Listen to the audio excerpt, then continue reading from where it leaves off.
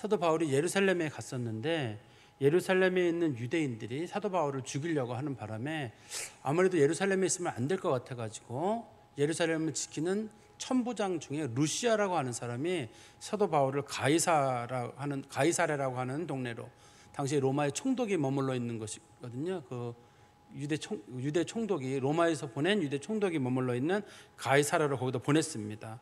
사도 바울이 거기서 성경에 보니까 2년 정도 머물러 있었다 이렇게 돼 있거든요. 그때 총독이 누구였었냐면 벨릭스라고 하는 총독이었는데 그의 부인은 드루실라라고 하는 여인이었습니다. 제가 지난번에도 말씀드렸었는데 벨릭스라고 하는 사람도 참 이스라엘 사람들에게 잔인한 사람이었고, 또 드루실라와 벨릭스는 둘 다 부적절한 관계에서 부부 관계가 형성된 사람이거든요. 그래서 사도 바울이 그들을 향해서 당신들이 불의를 행했다, 그리고 당신들이 하나님 앞에 성적으로 절제하지 못했기 때문에 반드시 당신들 하나님 앞에 심판을 받을 것이다, 이런 식으로 사도 바울이 얘기를 했었거든요. 근데 그 사람들이 마음에는 두려워하면서도 그 하나님 앞에 회개할 마음을 갖지를 못했어요. 사도 바울이 원하는 건 그런 문제를 제시하면 보통의 경우 부인 드루실라가 유대인이기 때문에 어떻든 하나님 앞에 회개하고 그럴 줄 알았는데 사도 바울이 직접적으로 얘기를 하는데도 불구하고 듣지 않고 다음에 듣자 하고 자꾸 상황을 미루게 됐습니다. 어떻든 그 사도 바울이 그들과 또 만날 일이 있었는데 계속적으로 만나는데 그들이 사도 바울을 만난 이유가 복음을 듣기 위해서가 아니라 돈을 받으려고, 사도 바울이 돈이 있는 줄 알고 사도 바울을 돈을 받고 사도 바울을 좀 풀어주려고 하는 그런 마음을 가지고 계속적으로 돈을 요구했었거든요. 사도 바울이 돈을 안 주니까 돈을 줄 때까지 아마 계속 만났던 것 같아요. 결국 사도 바울이 돈을 주지는 않습니다. 근데 이제 성경에 보면 뭐라고 되어 있냐면 사도 벨릭스가 유대인들의 호의를 얻고자 사도 바울을 2년 동안 구리에 두었다 이렇게 되어 있거든요. 원래는 사도 바울이 죄가 없는 게 밝혀졌기 때문에 무죄 석방이 돼야 되거든요. 근데 무죄 석방을 하게 되면 유대인들이 왜 풀어줬냐라고 하니까 사도 바울을 죄도 없이 그냥 2년 동안 그냥 그 가이사랴에 있는 감옥에, 그렇지만 감옥이라고 해가지고 묶여 있거나 그런 감옥이 아니라 사람들과 교제할 수 있는 그런 형태를까지 유지되면서 사람들의 도움도 받을 수 있는 그런 형태의 감옥에 사도 바울이 갇혀 있었다. 우리가 이제 지난 시간에 거기까지 봤었거든요. 이제 오늘 본문에서는 이제 벨릭스가 총독 기간을 마치게 되고 벨릭스에 이어서 베스도라고 하는 사람이 또 다른 총독이 되게 되는데요. 그 사람 있는 사이에 있었던 얘기입니다. 이 베스도라고 하는 사람은 한 2년 정도 총독에 있었거든요. 그리고 죽어요. 죽으면서 총독 업무를 그만두게 됩니다. 벨릭스는 문제를 일으켜가지고 총독직에서 해임이 돼가지고 로마로 돌아가는 경우고, 이 베스도는 한 2년 반 정도 총독으로 지내다가 이제 죽게 됩니다. 그래서 총독 업무를 결과적으로는 못하게 되거든요. 근데 사도 바울은 이 베스도가 있는 기간 동안에 베스도에게 얘기를 합니다. 내가 이 억울한 사정을 로마에 있는 네로 황제에게, 당시 황제가 네로예요. 이 시대에 내가 로마에다가 당시 가이사가 네로거든요. 네로에게 내가 상소하겠다, 이런 식으로 얘기해서 사도 바울이 로마로 가려고 하는 그런 바로 직전의 모습까지 오늘 본문이 설명을 하고 있습니다. 우리 25장 1절에 보시면 베스도가 부임한 지 3일 후에 가이사랴에서 예루살렘으로 올라가니, 3일 후에 올라간 이유는 보통의 경우 신임 총독이 임명이 되면 예루살렘에 있는 종교 지도자들이나 이렇게 정치 지도자들을 만나가지고 그 사람들에게 신임 인사를 합니다. 새로운 총독이 왔는데 내가 이리로 왔습니다라고 이제 신임 인사를 오는 거거든요. 그래서 바울이 당시 감옥에 사도 바울은 가이사랴에 갇혀 있고 베스도는 자기가 취임한 지 3일 만에 예루살렘에 있는 종교 지도자들에게 인사하러 예루살렘으로 갔다는 얘기입니다. 그래서 3일이라는 말이 쓰여 있고요. 2절입니다. 대제사장들과 유대인 중 높은 사람들이 바울을 고소할세. 이 베스도가 거기를 올라가니까 그 당시 종교 지도자들에게 물어봤을 거 아니에요. 당신들의 어떤 내가 현안 사항 중에 어떤 걸 풀어줬으면 좋겠느냐 그랬더니 우리가 원하는 건 바울이라고 하는 사람을 좀 처형을 해줬으면 좋겠다. 첫 얘기가 그거였나 봐요. 종교 지도자들을 만나거나 정치 지도자들을 만나면 그래 당신들의 소원이 뭐냐, 내가 하나 풀어주겠다, 이런 게 있을 거 아니에요. 어떻든 그들의 호의를 얻으려고. 그럴 때만 사도 바울을 고소하면서 그 바울이라고 하는 사람을 어떻게 좀 우리가 좀 처리했으면 좋겠다, 이런 식으로 이제 베스도에게 얘기를 하는 겁니다. 그때 3절입니다. 베스도의 호의로 바울을 예루살렘으로 옮기기를 청하니 이는 길에 매복하였다가 그를 죽이고자 함이더라. 이 사람들이, 그러니까 대제사장과 유대인 지도자들이 원했던 건 재판 자체를 원하는 게 아닙니다. 지금 베스도가 예루살렘에 올라와 있으니까 사도 바울을 예루살렘으로 옮겨달라. 원래 사도 바울이 예루살렘에서 가이사라로 갈 때 밤에 갔어요. 루시아가 적어도 군인 400여 명을 데리고 460명인가를 데리고 밤에 몰래 갔었거든요. 그때 밤에 갔냐면 잊어버렸을지 모르겠는데 시칼이라고 하는 단검을 가진 사람들이 당시에 반유대적인 운동을 하거나 반종교적인 운동을 하는 사람들이 있으면 몰래 암살하는 사람들이 있었거든요. 성경에서는 이 암살을 준비한 사람이 앞부분에 보면 40명 정도가 밥도 안 먹고 물도 안 먹고 이 사람 사도 바울만 죽이겠다고 결의한 사람이 40여 명 정도가 있었다고 돼 있어요. 근데 세월이 지났으니까 그 사람들이 그대로인지 멤버가 바뀌었는지는 모르겠습니다만 어떻든 사도 바울을 죽여야 되겠다는 생각이 있는데 말로는 재판이라는 명분으로 하지만 사도 바울을 가이사라에서 나오게 해야 되거든요. 가이사라 그 로마 군영에서 나오게 해가지고 예루살렘으로 이끌어 가지고 사도 바울을 어떻든 간에 오는 길에 자신들이 매복하고 있다가 사도 바울을 죽이면 돼요. 그러면 재판도 할 필요도 없고 시간을 보낼 필요도 없고 당시 사람들이 제일 손쉬운 방법은 뭐냐면 사람 죽이는 방법이 있거든요. 이 방법은 아까도 말씀드렸지 사도행전 23장에서도 당시의 유대인 지도자들이 사도 바울 천부장 루시아에게 뭐라 그랬냐면 사도 바울을 좀 바깥으로 꺼내달라. 우리가 사도 바울의 얘기를 또 듣고 싶다. 그때 그들이 사도 바울이 그 천부장이 있는 그 진영에서 나오게 되면 내려오는 길에 그때 좀 죽이려고 그랬거든요. 그것이 사도 바울의 그 조카에게 알려져가지고 조카가 얘기를 해줘가지고 누나의 아들이죠. 얘기를 해줘가지고 사도 바울이 그래서 가이사라에 갔던 거거든요. 그런데 우리 4절에 보시면 베스도가 대답하여 이르되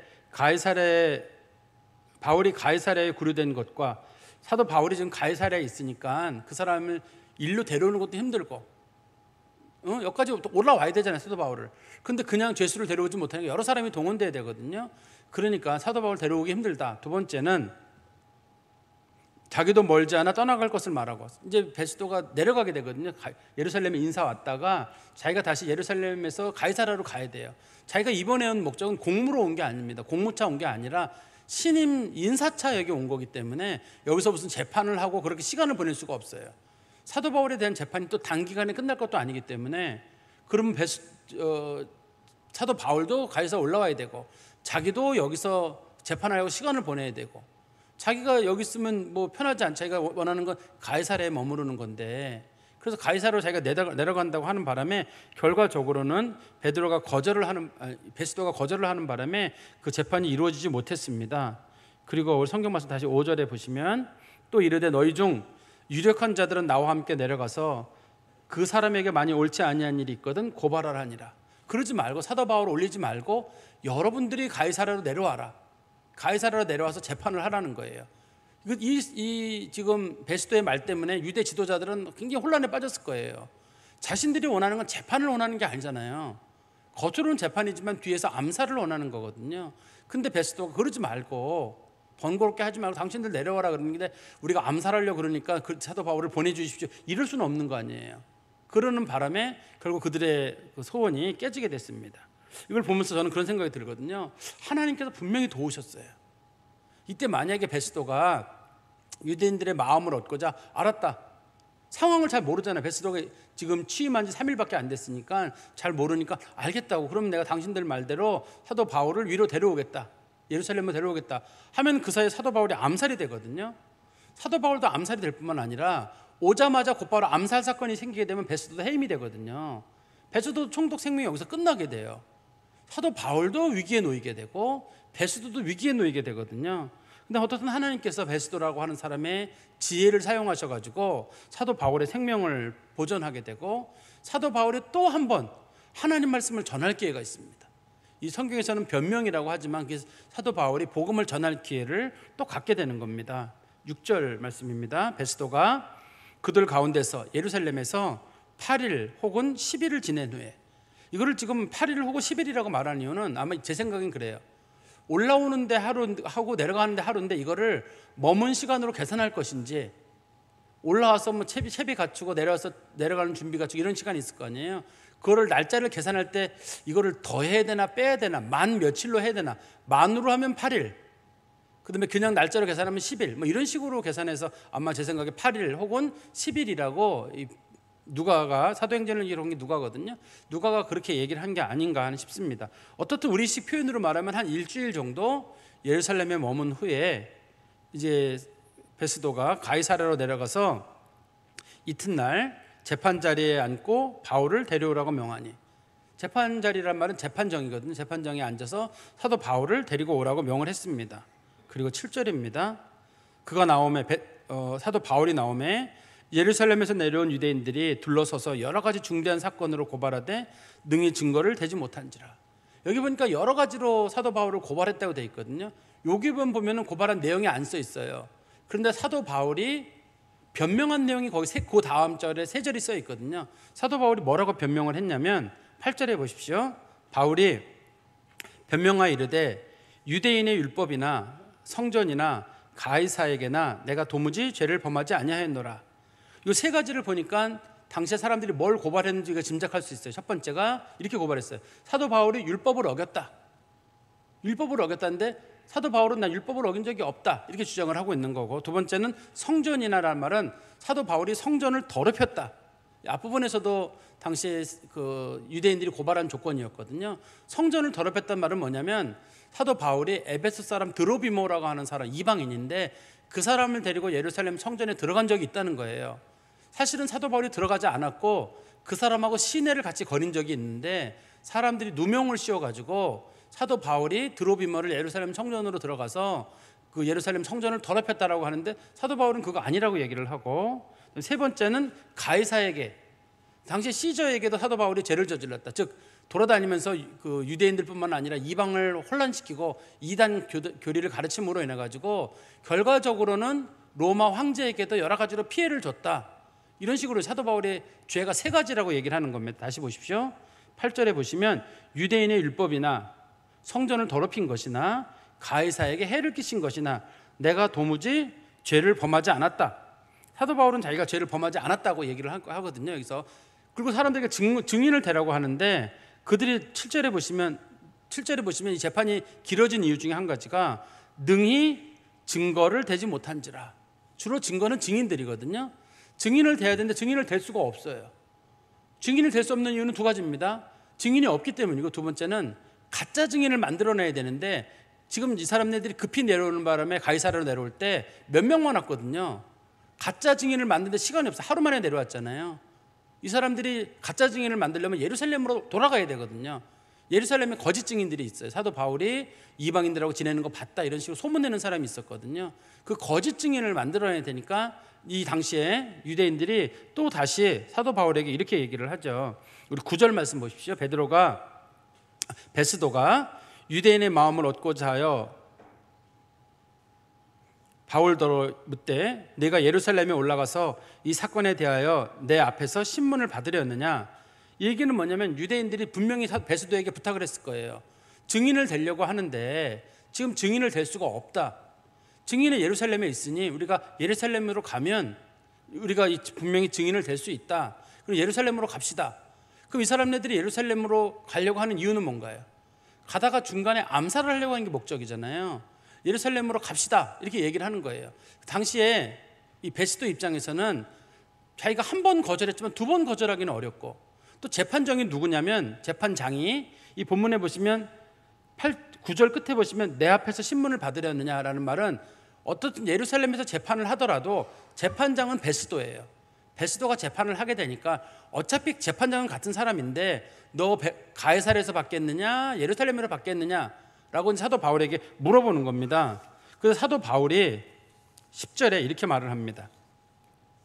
바울이 이르되 내가 가이사의 재판자리에 섰으니 마땅히 거기서 심판을 받을 것이요 당신도 잘 아시는 바와 같이 내가 유대인들에게 불의를 행한 일이 없나이다.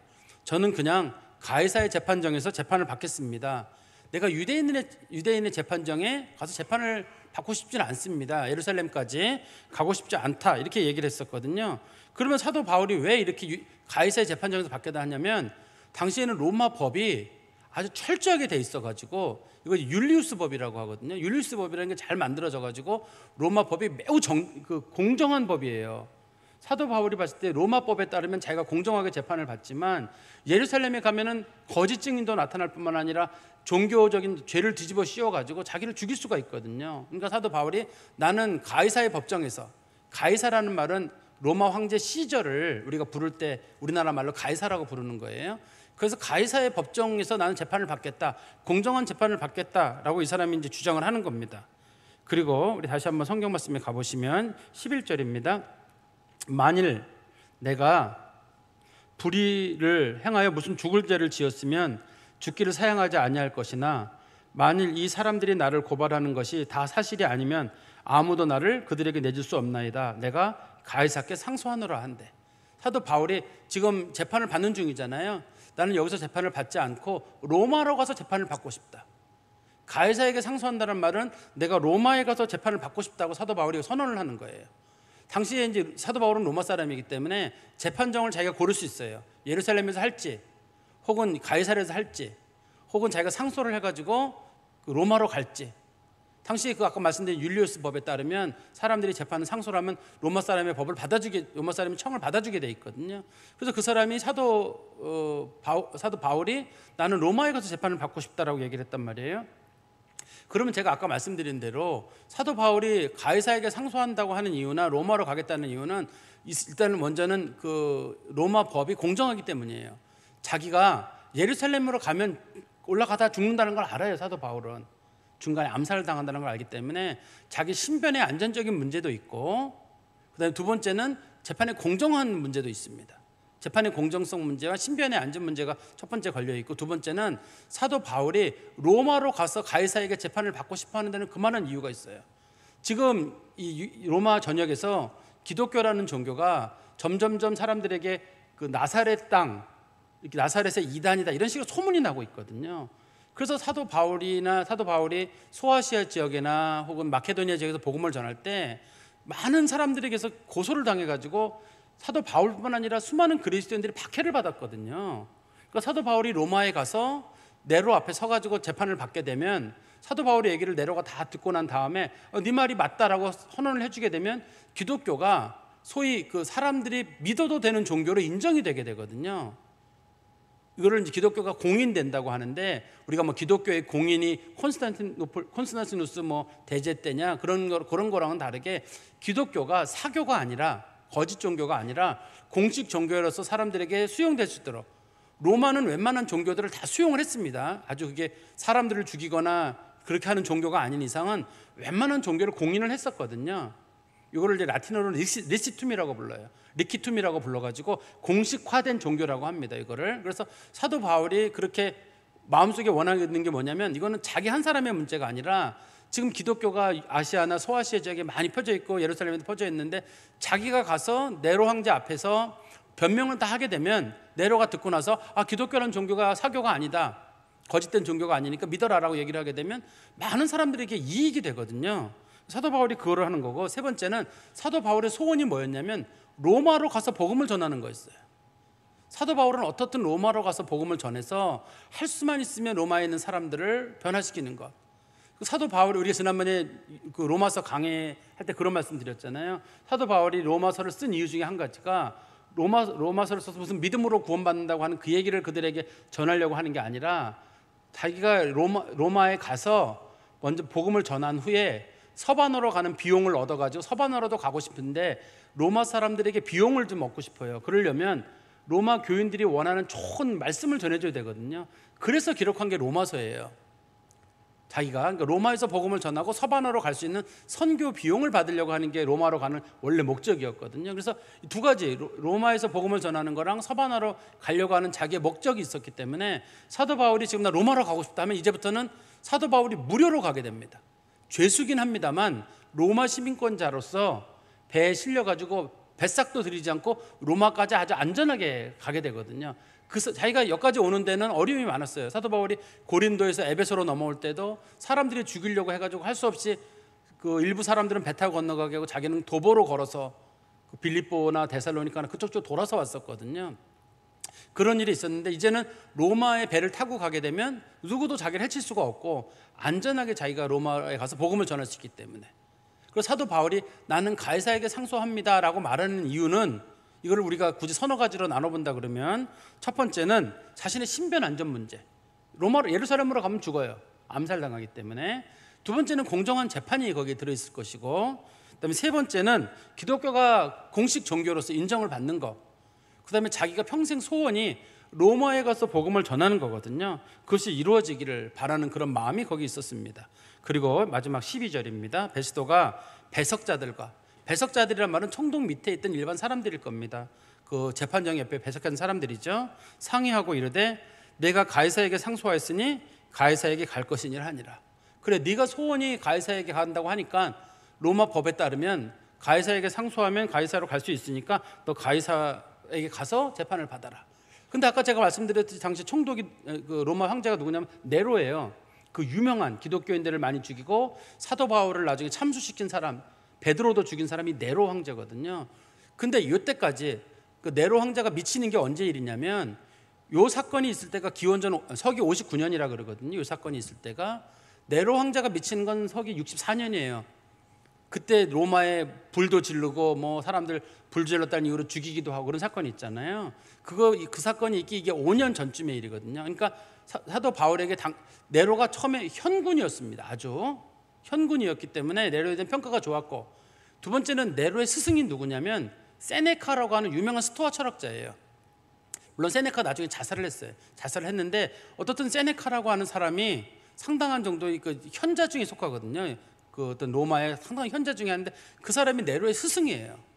네로의 스승이기 때문에 그 사람이 저 사람에게 어떻든 아이디어를 주는 사람인데 공정한 게 있을 것이다, 이런 생각이 있었고, 이때까지는 네로가 미치지 않았기 때문에 네로에게 얘기하는 것이 별로 어렵진 않았을 것 같습니다. 말씀의 결론을 맺으면 사도 바울은 하나님의 말씀을 자기가 정말 소원했던 게 뭐냐면 로마에 가서 말씀을 전하는 게 사도 바울의 소원이었어요. 근데 로마로 가서 말씀을 전할 기회가 생겼어요. 우리가 볼 때는 사도 바울이 왜 그렇게 로마로 가고 싶나 하는데, 사도 바울에게 그 열심을 주신 게 하나님이셔요. 사도 바울이 로마에 가서 적어도 한 2, 3년 이상 시간에 머무르게 되는데, 그때 사도 바울이 복음을 전하게 되는데 기독교가 그걸로 인해 가지고 세계의 종교가 되는 거예요. 로마에 왔던 사람들이 기독교 복음을 접하게 되거든요. 그때 그 전까지만 해도 성경에는 뭐 사도 바울의 복음이 많이 전해진 것 같지만 다 군데군데 몇몇 사람들만 듣는 거거든요. 그렇지만 로마에서 복음을 전해짐으로 인해 가지고 기독교의 복음이 전 세계로 퍼지게 됩니다. 이거는 뭐 영국 쪽으로도 가고 어디로도 가고 유럽 쪽으로도 가고 전 세계적으로 복음이 퍼지게 돼요. 간혹 우리가 왜 선교할 때 어떤 선교가 좋은 선교냐, 여러분들 생각해보세요. 어떤 선교사님이 도시에서 선교를 해요. 어떤 선교사님이 오지에서 선교를 해요. 여러분 볼 때 어떤 선교사님이 진짜 같으세요? 대부분 분들은 오지에서 하는 선교사님을 진짜로 보지만 오지에서 선교사님은 자기 생명만 유지하는 거예요. 다른 걸 할 수가 없어요. 진짜 지혜로운 선교사님은 도시에서 선교를 하면서 어차피 오지에 사람들이 올 거거든요. 그 사람들을 교육시켜가지고 그 시골로 보내면 되는 거예요. 그러면 자기도 생명을 유지하고 병도 안 들고 효과적이에요. 근데 한국 교회는 어떤 걸 원하냐면 오지에 가서 선교사님이 아주 고생하고 막 그러는 걸 원해요. 그래서 선교사님이 중간에 선교하다 죽으면 좋아하고. 그래서 제가 아는 어떤 선교사님이 하루는 목사님이 그걸 원하는 분이 계신 거예요. 그래가지고 내가 알았다, 이 목사님에게 내가 감동을 줘야 되겠다 싶어가지고 자기가 선교하는 선교지로 데려갔어요. 근데 그 선교지는 어떤 선교지냐면 사람들이 소똥으로 집을 짓는 곳이에요. 소똥으로 집을 짓는 곳이고 여자들은 아예 우통을 벗고 지내는 곳이에요. 가슴을 다 드러내고 우통을 벗고 지내는데 물이 워낙 없는 곳이기 때문에 하루에 물 500cc 하나만 딱 먹는 거로, 세수를 하든 뭐를 하든 딱 그거로 처리하는 거예요. 목사님이 항상 말씀 뭐냐면 선교사는 오지에서 그렇게 하니까 이제 자기가 평상시에 그렇게 선교를 하거든요. 그래서 목사님이 도시에서 한국에서 오셨을 때 글로 데려간 거예요. 소똥집에서 재우고 파리가 대글대글하고 여자들은 우통 벗고 돌아다니고 있고 물은 딱 500ml고 하나만 딱 주고 세수든 뭐든 딱 그거 하나로 해야 돼, 먹든지 간에. 목사님이 당장 도망가 버렸어요. 그 다음날 나 가자고 도시로. 이게 선교라고 하는 게 이게 남들이 말하는 낭만하고 별개로 효과적인 선교를 하는 방법은 도시에서 하는 선교예요. 도시에서 요즘 도시에 사람들이 모여들거든요. 거기 사람들이 모여들게 해가지고 시골에서 똘똘한 사람들이 도시로 올 거예요. 그러면 그 사람들을 교육을 시켜가지고 그 사람들을 보내는 거예요. 우리나라 선교사들도 대부분 보면 서울, 인천, 평양 그런 데서 사역을 했죠. 그래서 사람들을 교육시켜가지고 전국으로 100만인 구령운동이라는 걸 통해가지고 전국으로 사람들을 보내버렸죠. 그래서 우리나라가 기독교 복음이 이루어지게 되거든요. 그래서 공부한 젊은이들이 저 전라도, 경상도, 어디 함경도 여기까지 가가지고 복음을 전해서 기독교 역사가 크게 일어나게 됐었거든요. 사도 바울이 로마로 가고 싶은 이유는 당시 세계 중심지가 로마예요. 거기서 복음을 전하면 전 세계 사람들이 거기 오는데 그 사람들이 복음을 접하게 되면 최소한 기독교란 복음의 이 향기만이라도 묻어서 가게 됩니다. 그럼 기독교란 종교가 로마에 있대더라 이렇게 하면서 기독교가 세계적인 종교로 바뀌게 됩니다. 그런데 어떻든 간에 이 말씀을 보면서 그런 생각이 들어요. 하나님께서 사도 바울을 여기까지 인도하셨는데 만약에 사도 바울이 죽음을 두려워했다면, 내가 만약에 재판을 받아가지고 내가 혹시 죽는 거 아니야? 그랬으면 사도 바울이 죽음을 두려워했으면 가이사에게 상소한다는 말을 안 했을 거거든요. 사도 바울이 지혜가 없어가지고 내가 예루살렘으로 가겠습니다. 예루살렘으로 가면 사도 바울이 중간에 암살당하거든요. 또 하나님께서 그를 도와주지 않으셨다면, 그러니까 여기서는 하나님의 지혜와 사도 바울의 지혜가 잘 조화를 이루는 거예요. 만약에 여기 사도 바울이 지혜가 없고 하나님께서 정말 도와주지 않으시면 사도 바울이 이 일을 하지 못했을 겁니다. 하나님께서 이렇게 도와주신 이유는 사도 바울을 마지막까지 전도의 도구로 사용하시는 거예요. 사도 바울이 전도의 도구가 돼서 정말 하나님 앞에 큰 면류관을 받게 되잖아요. 로마에 가서 참수를 당하게 되거든요. 우리 기독교인들 입장에서는 사도 바울이 거기 살아남았어야 되는데 그렇지만 사도 바울이 로마에 가서 참수를 당함으로 사도 바울이 하나님의 영광의 자리에 오르게 되잖아요. 정말 남들이 생각도 못하는 큰 복을 누리게 되거든요. 사람들은 사도 바울이 참수를 당했다는 사실 슬픈 일이지만 하나님께서는 사도 바울을 보통 사람과는 다르게 높은 자리에 올리시고 그에게 상을 주시려고 그를 로마로 데려가셔서 거기서 사도 바울을 참수를 당하게 하시고 주의 영광의 자리에 이르도록 하나님 그렇게 하셨거든요. 그러니까 우리 그리스도인들도 마찬가지예요. 내가 복음을 전하는데 내가 나이가 많아서 나는 뭐가 힘들어서, 말씀을 전하다 죽는 게 하나님 앞에 제일 값진 일이라니까요. 이게 하나님 나라에서 제일 값지지 않은 일이 늙어 죽는 거예요. 그냥 쭉 내가 늙어 죽는 게 하나님 앞에 제일 값지지 않은 일이고, 값진 일은 어떻게든 내가 하나님 말씀을 전하다 죽는 게 하나님 나라에 상이 있어요. 똑같이 죽어요. 어차피 우리는 똑같이 죽는데 어떤 사람은 하나님 앞에 영광 중에 죽는 사람이 있고 어떤 사람은 늙어 죽는 사람이 있어요. 늙어 죽는 사람이 있는데 우리가 하나님 앞에 이왕이라면 이게 사도 바울과 같이 영광의 자리에 올라가고 칭찬도 받고 그러면서 죽을 수 있는 방법, 그렇다고 일부러 어디 가서 목 내밀고 이렇게 죽으라는 게 아니라 어떻든 하나님의 복음이 전해질 수 있다 그러면 나이를 불문하고 어디든지 가서, 국내도 좋고 국외도 좋고, 옛날에는 우리가 외국으로 선교만 꼭 갔습니다만 지금은 국내 교회가 아주 난장판이잖아요. 교회가 없잖아요. 국내 교회도 이제는 우리나라도 선교를 해야 될 판이에요. 교회가 없기 때문에, 목회자들이 없고 그런 상황이니 국내도 좋고 국외도 좋고 어디도 좋아요. 어디 가서든지 간에 하나님 말씀을 전하고, 그러다가 우리가 힘이 다 소진해서 이름 없는 곳에 사라진다 할지라도, 저는 그 톨스토이 자서전 관련된 거, 톨스토이 전기를 보면 톨스토이가 그 백작이잖아요. 백작인데 뭐 분화로드 운동인가 그 우리나라 야학 운동 같은 거, 가난한 학생들 가르치는 야학 운동을 톨스토이가 시작을 했거든요. 근데 그 사람이 사람들 많이 가르치고 자기 사재를 다 털어서 그런 교육을 시켰거든요. 근데 톨스토이가 나중에 기차역에서 얼어 죽어요. 마지막에 얼어 죽습니다. 근데 사람들은 그의 죽음을 바라보면서 아주 멋있게 봐요. 백작이지만 재산 하나 없이 싹 나눠주고 자신의 몸도 마지막까지 사람들을 가르치러 떠나다가 기차 기다리다가 얼어 죽는 모습이, 참 이 사람의 인생 자체가 문학가이면서도 좋은 기독교인이거든요. 좋은 기독교인으로 모습을 잘 보였고, 그 영향으로 우리나라도 일제시대 때 야학 운동이라든지 배움 운동이 우리나라에 전해졌거든요. 그 러시아를 통해 가지고 우리나라에 전해졌는데 그것도 우리들에게는 상당히 도움이 되는 그런 일을 그런 사람들이 했습니다. 저는 우리 성도님들께서 사도 바울과 같이 지혜가 있기를 바라고, 세상의 상보다는 하나님의 상, 하나님의 나라의 상이, 영광의 면류관이 순교한 사람과 말씀 전하다 간 사람들에게는 다른 상이 있어요. 이거는 제가 참 보여줄 수도 없고, 참 아무튼 죽어보면 알아요. 죽어보면 아시는데 죽고 난 다음에 제가 거짓말하지 않았다는 걸 아실 거예요. 그때 내가 목사님이 한번 하라고 할 때 내가 할걸. 그런 가면 어떤 사람은 잘해서 하나님 앞에 정말 높은 자리에서 하나님께서 고맙다, 수고했다 하는 사람이 있을 거거든요. 저는 우리 교회 성도들이 사도 바울과 같은 높은 자리에, 영광의 자리에 오른 성도 되시기를 간절히 소망합니다. 기도하겠습니다. 하나님 아버지, 주님 안에 감사합니다. 하나님께서 귀한 종 사도 바울을 세우셔서 기독교라는 종교가 유대에서 세계 종교가 될 수 있도록 하나님께서 사용하신 것을 보면 참 놀랍습니다.